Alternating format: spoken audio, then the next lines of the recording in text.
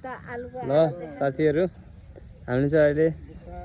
कान्छी आन्टीको घर यता पिपिरा पिपिरी अङ्कलले चाहिँ सब लगाएर गइहाल्छ हामी नव आगन्तुक पाहुनालाई सिकाएर अब हामी सिकारुले गर्छौँ कतिको हुन्छ धैर्य गर्नु होला हेर्दै गर्नु होला प्रतीक्षामा बस्नु होला आलुको बिउ चाहिँ के अरे लाल गुलाब यो चाहिँ कुखुराको मल रातो मल कालो मल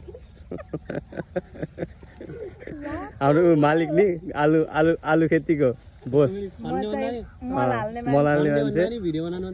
यसो आलु खाने भए चाहिँ माघ पुसतिर आउनु होला खन्दै खाने गरौँ ल साथीभाइ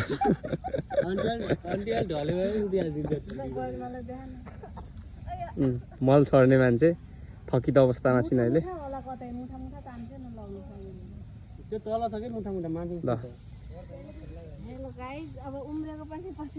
देखाउँछौँ उम्रेको पनि